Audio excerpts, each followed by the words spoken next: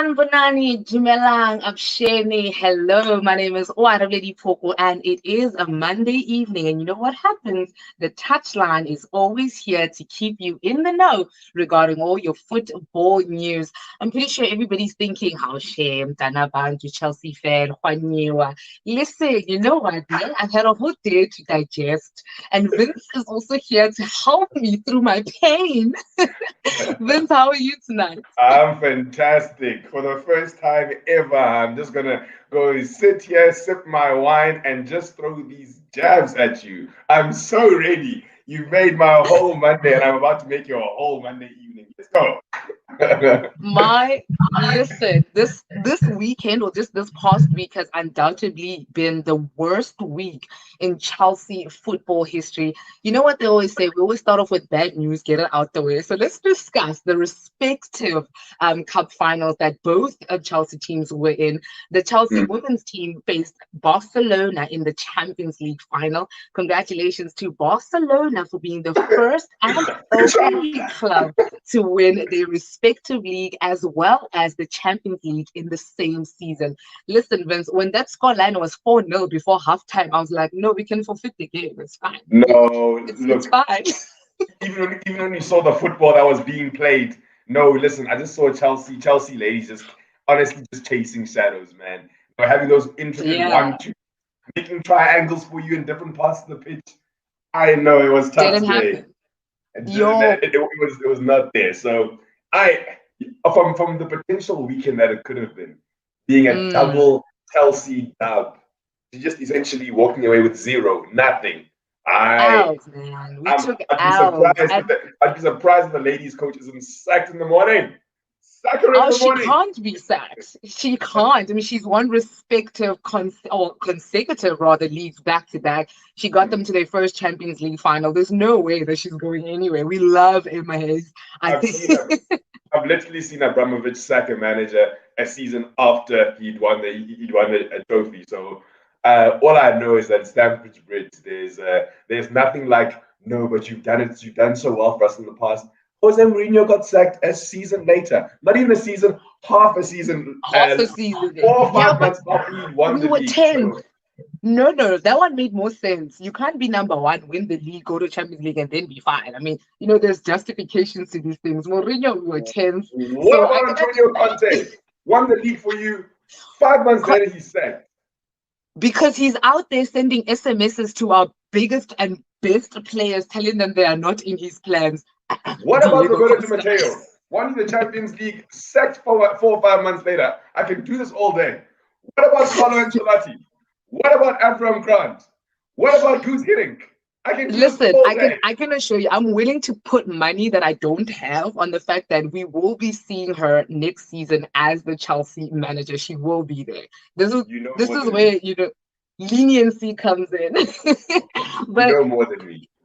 looking at another manager that has also had to take an L this weekend, this one more so than actually the women's team. This is Thomas Tuchel's, Mm. men's team losing the FA Cup final to Leicester. Congratulations to Leicester for winning the first ever FA Cup final in their history. 5 years ago, Leicester made history winning the Premier League, and now 5 years later, they are back at it again. So many things to talk about. I think a lot of Chelsea fans would be like, oh no, we were robbed. Sharp, we were robbed. But also, I can honestly say my team didn't deserve to win because they They didn't come didn't. there to win a final. They did They not. didn't. And you know what? If you are going to lose a cup final to one goal, that Yuri Tillemans hit was one I'll of the take it. most I'll beautiful take FA it. Cup, and that's what it's all about. You know what I mean? This boy was a wonder kid at 16 years old. We saw him coming through, Mm, football manager. But no, listen, what a game! And you know, I don't know why this man is not getting the respect that he deserves. But Brendan Rodgers is literally stat padding the CV mm, ridiculously. Once that man left Liverpool and he went to the Scottish League, that man absolutely yeah. killed it over there. So much so that Steven Gerrard's Rangers have now eclipsed obviously Celtic. Mm, Um, and I just think that this guy, like Brendan Rodgers, is an amazing manager. I'm gonna go and yeah. put like a small little mention. If I got word that man was going to be the manager of that club That I other support, red team of yours. that other club. If I got word that guy was going to be the manager, I actually would be I would be so jubilant towards it. Like I would welcome it. That man, Yeah.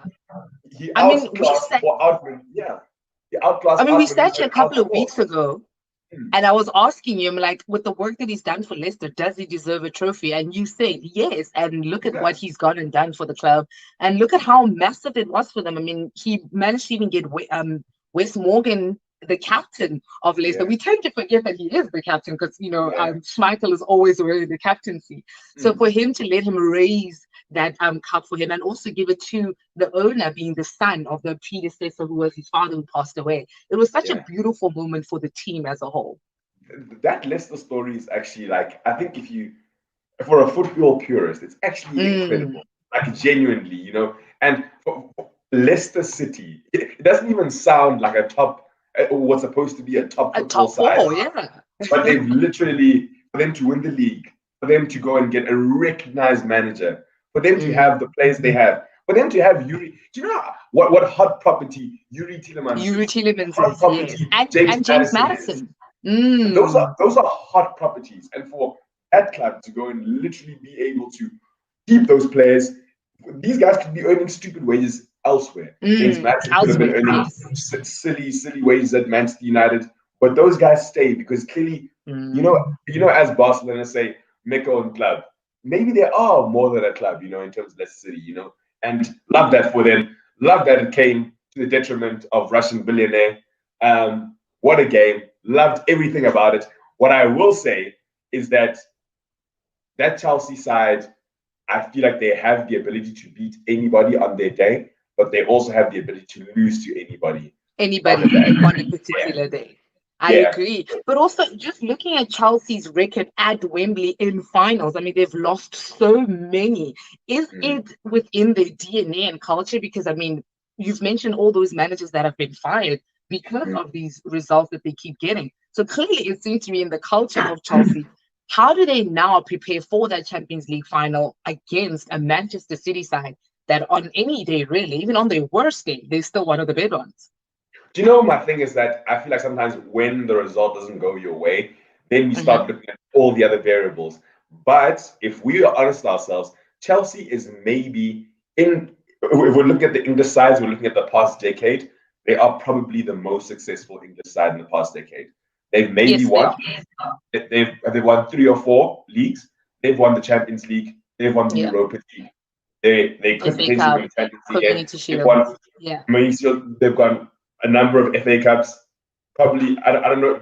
I think maybe won the Carabao Cup maybe in 2012, 2013. So Chelsea is a successful English side.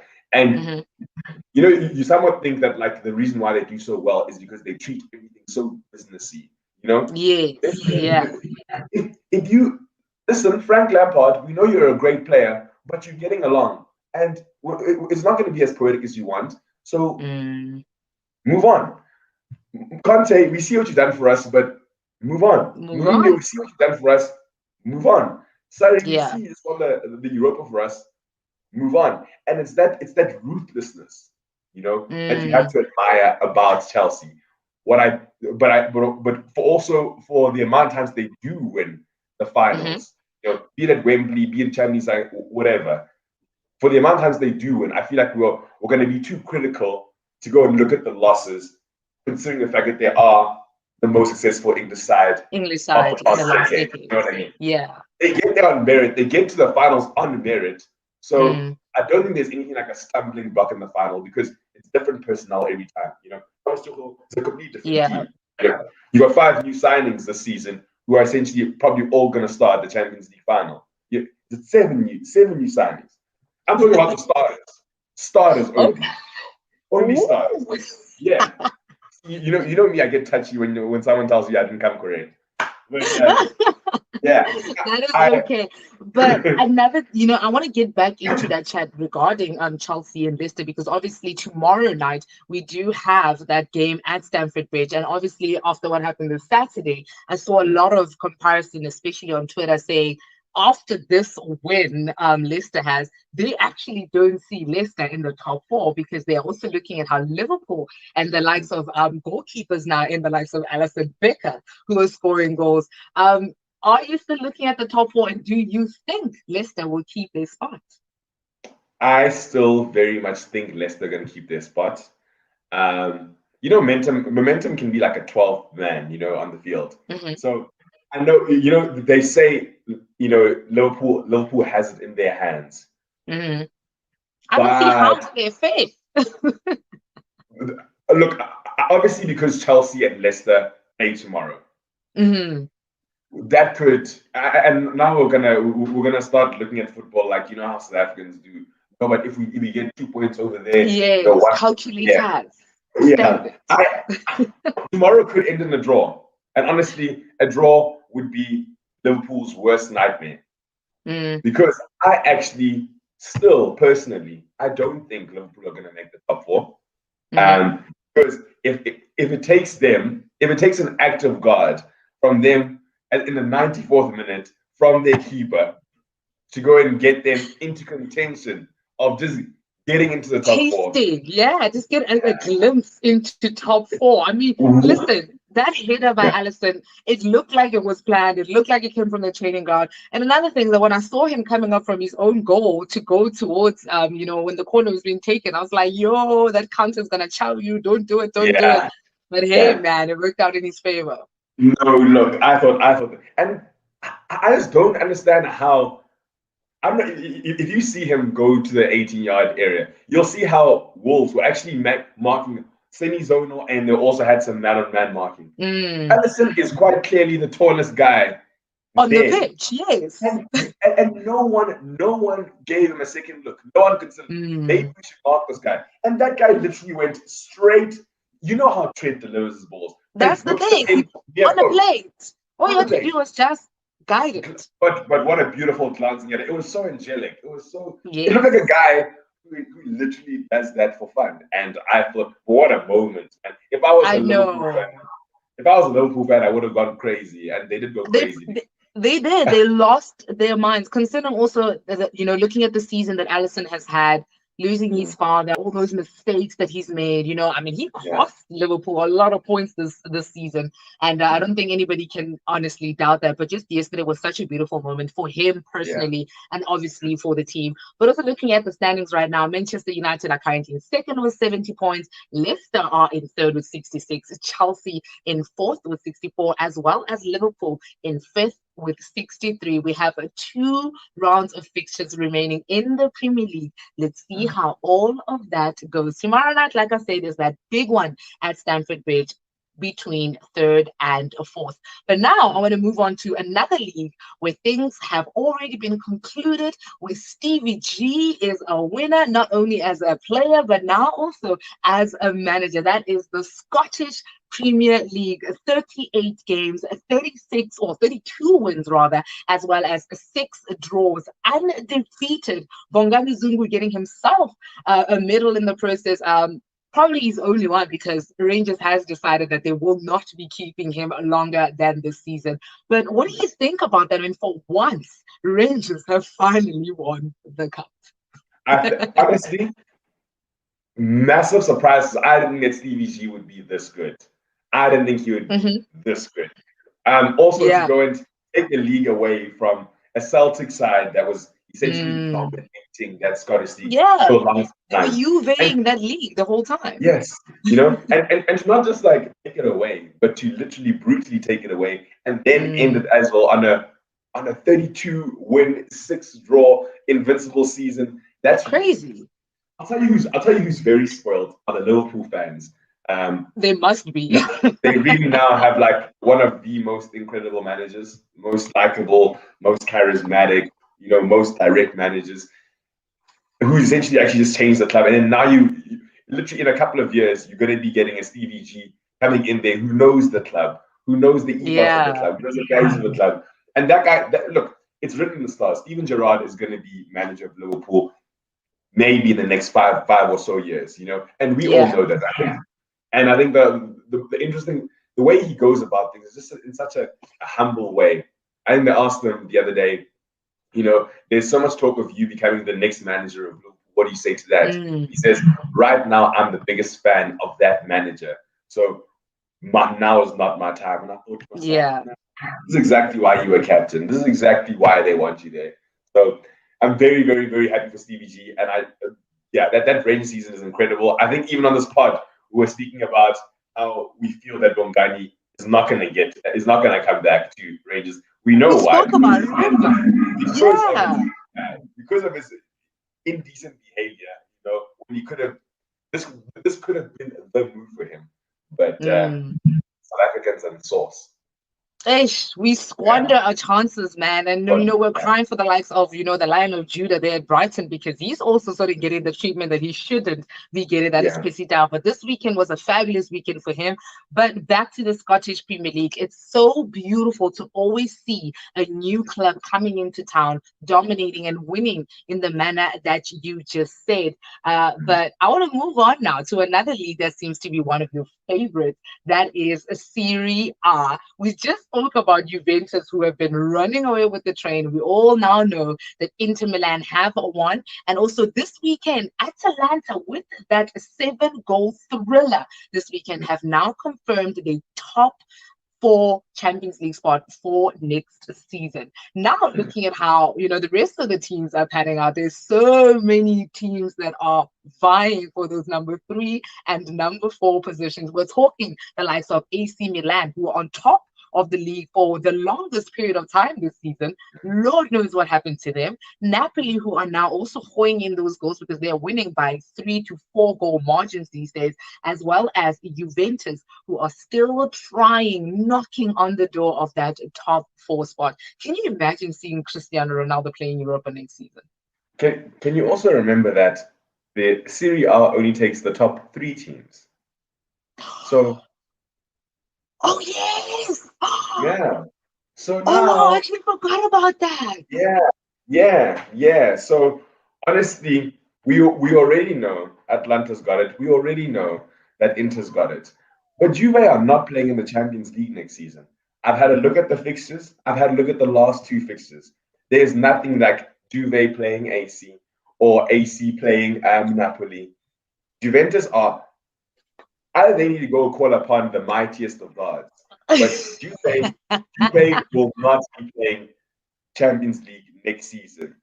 And I fully expect everybody to come into clutch mode now. But there's going to be an incredible domino effect, let me tell you. Because if Juve don't play the Champions League and Juve can Europa, you think Cristiano Ronaldo, holder of 5 Ballon d'Ors, is going to go and play in the Europa in the sunset years of his footballing career?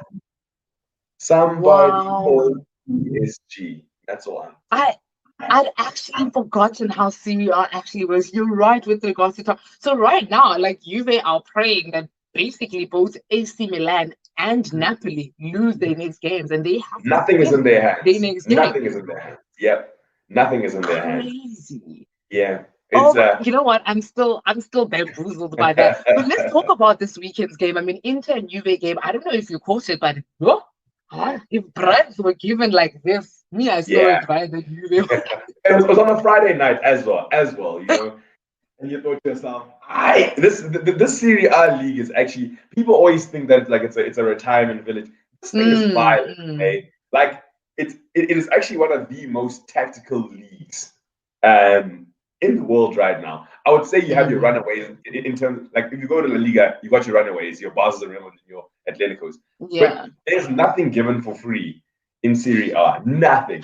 So that's why it's been so impressive what Lukaku and friends have been able to do at Inter the season under Conte. It's just, and I think because of Conte's football, it's never ever anything glamorous. It's never like 5-0, 4-0. It's your 2-0, 1-0. it's your 1-0, and we'll shut up shop and we'll keep it quiet. But mate, what a game! And honestly, you can just see that this duel is going to carry on even into next season. That this isn't like a one-shot thing. Like Antonio Conte is at Inter to stay, and whatever Juve decide to go and do with this Andrea Pirlo guy. And that's exactly. Remember when we spoke on the podcast and we chatted about AC Milan's manager. I think his name Yes. is Pure. His name is Piola. And we said that, yes, Zlatan and friends are doing the business now. But to go and win it at the highest of games, you really need someone who has done it also before, especially Inter. We knew Conte had done it so many times with Juve. So many times, yeah. And Chelsea. There's no ways that man was not going to win this league this season. Especially if you're going to go and put him against an Andrea Pirlo, a guy who maybe coached 2 games for the under 23s at Juve, and you want to give him one of the biggest football, I want to say football positions in football. No ways. I mean, you're not lying with regards to saying that. I mean, they went and gave an inexperienced coach a 10-time champion in Juventus, and unfortunately, the build up, or rather the I don't know what they call it these days, when they break the team apart and now they're rebuilding, as they call it. Yeah. You gave that to a man who himself has no experience in that regard. So Juve were bound to struggle. And just like you were saying, Inter Milan have been building from last season already. I mean, we saw it last season when they narrowly just missed out on that title. And 10 years later in their history, they have finally done it. So that top 3 rather in Serie A is heating up. But in another league that seems to be, only 2 teams vying for the title on the penultimate day, that is La Liga with Atletico de Madrid and Real Madrid. Barcelona have, they've taken themselves out of that competition. Yeah, they're bought out. With the defeat yesterday. Yes. So now we're looking at the last game of the season, where Atletico Madrid right now are still top of the log with 83 points, as well as Real Madrid with 81. It goes down to the wire. Who do you see you taking this season? I personally feel that the Real Madrid donated this season to Diego Simeone. Like, really. Donated. They you know what? There were moments where Real Madrid was out of the standings. Like, they could not win the league. And they had a great resurgence of form, whatever. And Captain Benzema really, this guy has played a season of his life in those Real Madrid colours. And for me to see them literally at the summit of the league, and for me to go and see them lose silly games, 1-0, 2-0, they weren't serious. And it's odd to me, because I would have thought, for the serial winner that Zinedine Zidane is, yeah. My goodness, you've never ever gone a season at Real Madrid without winning a trophy. You've been dumped out of you've been dumped out of the Champions League, very unceremoniously. You were thrown out of the cup, the Copa del Rey. And I'm thinking to myself, like, you can literally give it points, you can give it everything in the league, and they've just donated it. What I will say is, we spoke on this podcast and you asked me who was going to win the league, and I told you 5 weeks ago that Atletico Madrid are going to win this thing, man. Diego Simeone. It's so insane, because when I was looking at the game yesterday, I was looking at the fact that when Barcelona let Luis Suarez go, they were saying how his age is a factor, he's, old and all of that. In my head, I'm just like, you look at him now, he's going to go win the league with Atletico. I think it was Zlatan who said, you don't replace a Ferrari with it was something ridiculous. You don't replace a Ferrari with an Aigo or something like that. How dare you, as Barcelona, do you replace Luis Suarez with Braithwaite? It's the level of disrespect for me. You know what? Liquidate that club. Burn it to the ground. Start from the beginning. Start again, honestly. But no shame. You've got to be so happy for Lewis. To go to a team that is supposed to be a very defensive-minded team. But man, have they played like to their strengths. And you know what, guys? Like, Antonio Conte, Diego Simeone does not get his flowers. He doesn't get his flowers. That guy has taken the Atletico side of lost. The one of the Saul Jimenez's of the world, the Juan Frans of the world. The Coques of the world. In come the new guys. In come Suarez. João Felix. Wow, Felix, let's go. And Marcos Llorente. Bring him in, And I'm thinking, this guy has not only, managed top Spanish players, at the peak of their prowess.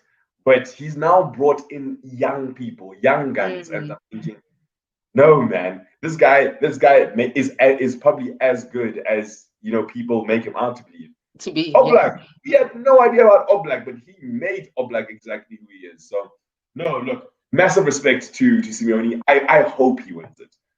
2012, 2013 was a very, very great year because I love the fact that Barcelona and Real Madrid lost that stronghold on that trophy. So I really hope it happens again in 2021. And you know what? They deserve it. And it just makes everything more exciting again. Serie A, exciting. La Liga, exciting. Premier League, same old, I suppose. But yeah, I can't say I agree with you though, because you know what, as defending La Liga champions, I obviously want Real Madrid to win, and also because my blue side of life is not in great conditions right now. So any couples do for me this season. You're hurting. It really you will do. Hurting. You're hurting. You're in Marvin. Listen, I ignored messages this weekend. Ignore. I was just like, I will blue tick you and you will see that I'm hurt in my blue ticks, and I will post my stories so you can see that I'm online and ignoring you. That is how hard this weekend has been. I have to ask you though. Yeah. If you feel that this weekend was difficult and that was just a cup final, how do you think you're going to feel if something of the same nature is repeated in 14 days? Just know that there won't be Touchline the following Monday. That's fine. I'm going to host as well. Don't contact me. Listen, if those Chelsea players did not, if they don't take that pain to the final, always acknowledge how they felt, because did you see how they looked on Saturday? They made them watch. If they don't put that in their minds and remember how that's going to feel when Pep Guardiola raises that title, they have no chance whatsoever. And that, for me, is what they should go in there with. They should know what it feels like to lose a cup final. But also, Thomas Tuchel should never be that guy that manages to lose, 2 Champions League finals with 2 different teams in 2 consecutive years. He should not want to have that stat. And also, I'm not trying for him to be like, Jurgen Klopp, go to 7 finals, lose 6, and only win the last one. No way. Those are not stats that we want at Chelsea. So, listen, I don't care how those goals go in, whether it's a knee, whether it's an ear, it better go in that final, and we better win that final. But you know as much as I know that this City side is very, very, very special. Very special. So but I also know what happens in cup finals. Anything can happen in cup finals. You're right. Football's an unpredictable game, and all I'm saying is you can put me in Monday morning, Touchline. I'll be there. No, you can be there. I will not. I will still be licking my wounds. So I will see you a week later after that. It's the assumption already that you're going to go and lose already. That's what I know, that Guardiola's hurt you, and that's okay. That's okay. You know what? When sometimes when you don't have a cup final to look forward to on the 26th of May, I can understand why you speak like this about the 29th of May. But I will leave that chat. My team is playing. My team is playing. We're playing against you. Oh. Didn't you see on Twitter? I announced that I've signed 45 million star player. I'm gone. Don't you know? Didn't you get the news? Undisclosed fee. Are you taking Sergio Aguero's place? Because apparently he's now going to Barcelona. Nah, I'm solid. Pep has told me about the future plans and what he wants from me as a supporter. So I'm good. I'm in a good space, and I'd like to thank Arsenal for the past couple of years. I thank them for the heartaches, the terrible times they put me through. The fact that I never ever saw them win the Premier League when I was a learned man. But I'm happy with the decision that I've made, and superbly and Liga. And that is here's some good news that's coming out of obviously Europe right now. It's still some chats, nothing's confirmed as yet. Harry Kane has apparently put in his transfer script at Tottenham because he is trying to win cups, and apparently he knows it will not happen at Tottenham. He might be available. Do you think Arsenal have the money? What a chat! What a chat! Let's work on our short list. Okay, I've got my pen here. Okay, Oh. so we know Harry Kane. Also, beautiful goal this weekend. He's just an incredible player, right? So we know Harry Kane is English. Harry Kane is Yes. not. He's not going to want to go and do a a Jadon Sancho. He's not going to want to go to like a German league or anything of the sort. We agree, right? So Harry Kane stays in England. We agree. Right. Manchester United, top of that list. It's an option.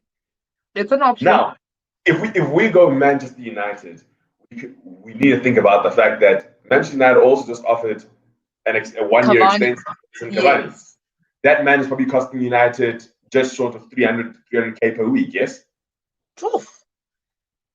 Surely. Yeah, about. Yeah, he's one of the top earners. If Paul Pogba is earning 350 and David De Gea around 340, and we know Alexis Sanchez was earning about 425 then, then we can assume that Cavani is earning maybe just under 300, yes? Cool. Does he go to Chelsea? I can also see that because there is huge weight in the Chelsea number 9 jersey. Huge weight that I feel like Timo Werner has not been able to fill, and that's why he is the number 11 and he'll be playing on the flank. But I feel like Harry Kane could go to Chelsea. Harry Kane will not go to Manchester City because Manchester City are going to say we don't have Harry Kane money, we can't afford him, and we all know it's nonsense. Yes, we all know it's nonsense, but I don't see him in a City shirt. Yeah. Funny enough. But weirder things have happened in football. You know, we could be sitting here, and as you said, Sergio Aguero's number 10 has been vacated. We know they're in the market for a striker. We've heard the whispers about Messi, which we know is not going to happen now because Aguero's going to go and join him at Barca. So if you can have a prime Harry Kane coming into your club at 28 years old and you've just made the Champions League final, you've just won the league, you've just won the Carabao Cup, and that man knows he's coming into your team to start, Pep, come on, give it to us, man. Yeah. If City win the Champions League, Harry Kane's going to City. Mark my words. Yeah. We're talking about a Manchester City side that would literally win the Champions League without a number 9.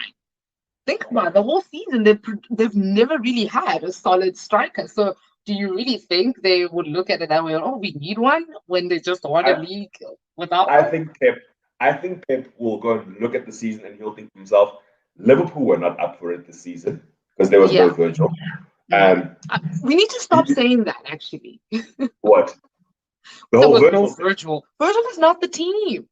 Fair enough. But he is an important player. Okay, fair. Cool. So if Liverpool were up for the season, Chelsea were also maybe not up to it because they did have 2 managers. You know, they also had 7 new signings, as you were so quick to correct me. And then you've got a Tottenham side that also suffered 2 managers this season. You know, so I think people look at it and be like, in a different year, we wouldn't have won this league because in a different year, Liverpool would have won this league, or a different Chelsea side. So I see them strengthening. And you see the strength in Harry Kane. I really can. See, you just gave me that Oprah bar now. You know. Come on, haven't you even got the pen and paper? That's why you got you when you out check up and with your own words. Exactly. Did we strengthen or were we strengthened? You know? Yeah, basically. So it's gonna be interesting. Man United or Man City. It's basically a battle between the 2 sides in Manchester, and I see him going in either one of those directions. To the blue side. What I will say, it'll be a Manchester side. That's what I'm saying.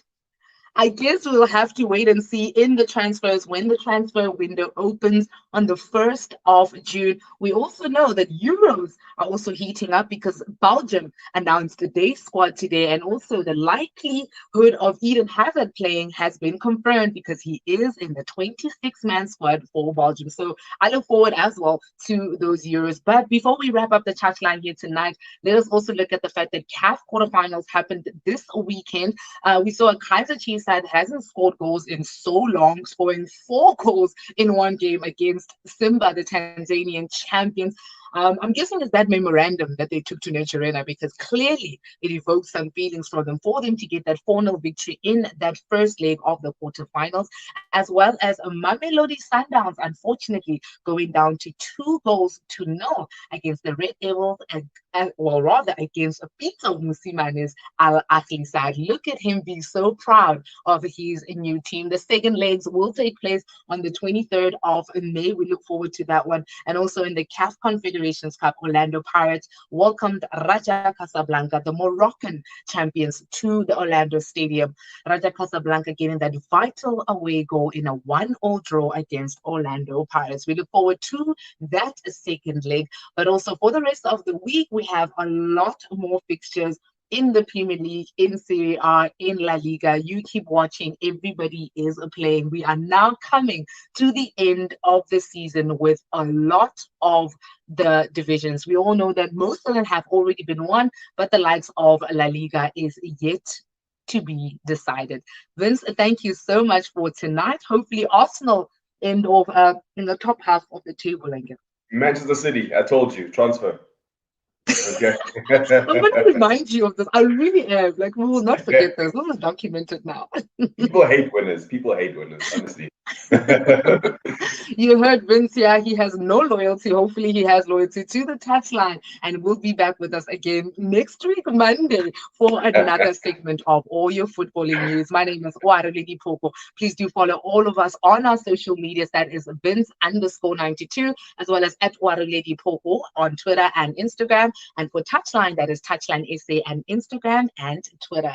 Until next time, here on Touchline, we're out.